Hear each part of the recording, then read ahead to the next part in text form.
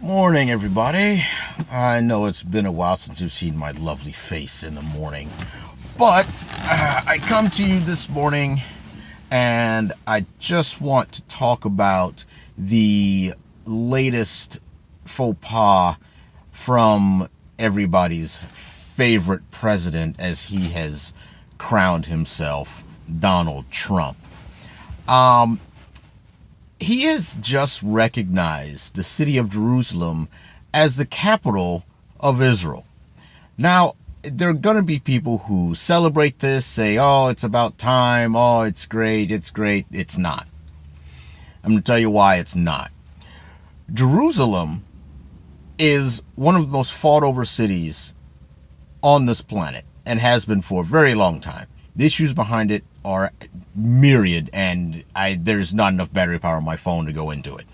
But, long story short, Jerusalem, there's a reason that it has not been named or recognized as the capital of Israel by the United States. Mainly because the United States has been engaged in a better than half-century long effort to at least attempt to make peace between the Jews and the Arabs. And part of that is essentially trying to make the city of Jerusalem, at the very least, a neutral site where both sides have equal access to their houses of worship.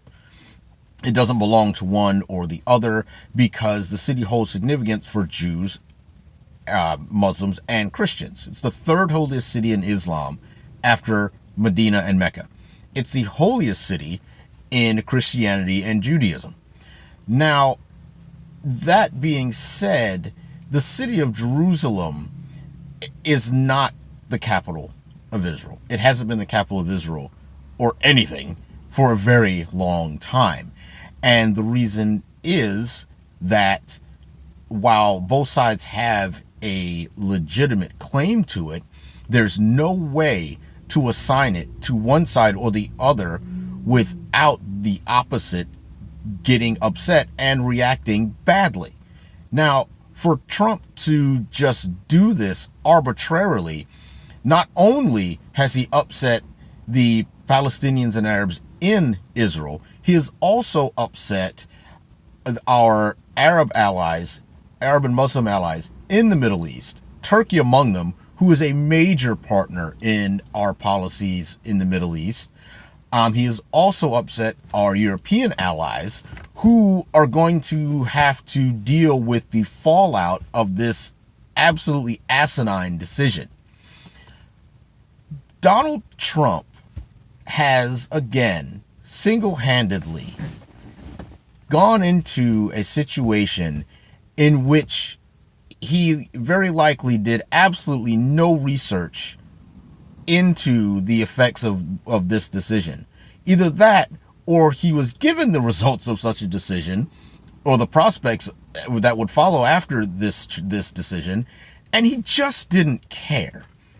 I understand that Israel is our ally. I understand that they are our closest ally in the Middle East. However, this is going to do nothing but create trouble for them, for the United States, for our Western allies. Trumpeters, I have a question for you.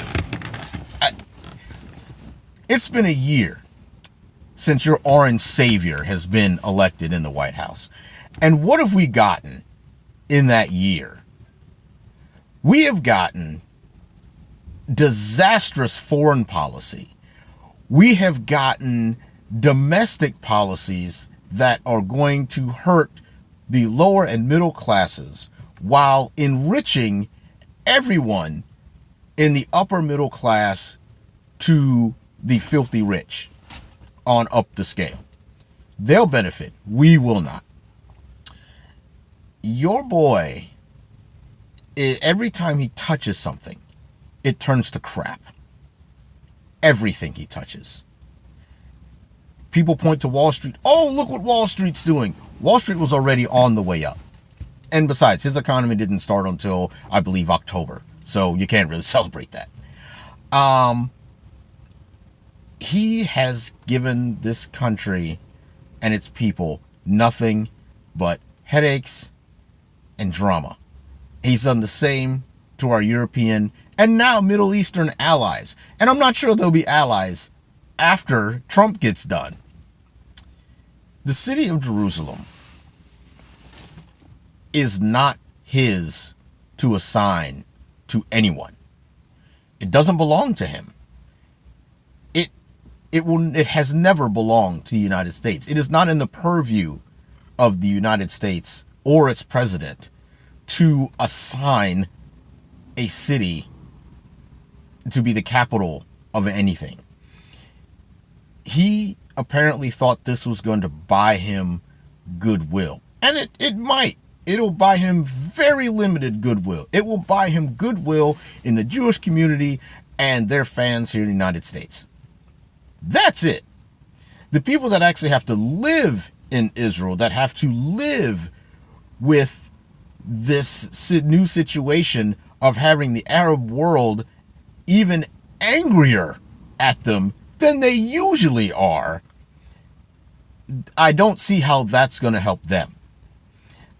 I doubt the average person in Israel is going to applaud this move, because they are the ones that are going to have to live with the consequences. And as we all know, anytime the Muslim extremists that live in the Middle East get upset about something, and it doesn't take much, we know how they react. They react with rhetoric and terrorist attacks, usually in that order. So no, this is not a good move by Donald Trump. This is going to prove, just like everything else he's done, this is going to prove to be an absolute disaster. But this time, the disaster is not limited to the shores of the United States of America. This disaster is going to have a ripple effect literally around the world. Because once the Arab nations get done ruminating their response, it will not be good for anybody. You know, every time a camel sneezes in the Middle East, the price of oil goes up. The price of gas then goes up here. What do you think this is going to do? The stock market that everybody's praising and giving Trump all this credit for, it's already starting to slide with this announcement. So I'm going to close this video by saying, again, thank you, Trumpeters. Thank you so very much for unleashing this orange tsunami of chaos, disorder, and just general bullshit called Donald Trump on this country and the world. I thank you. I really don't see how some of you sleep at night supporting this idiot. But hey, whatever. Let's make America great again.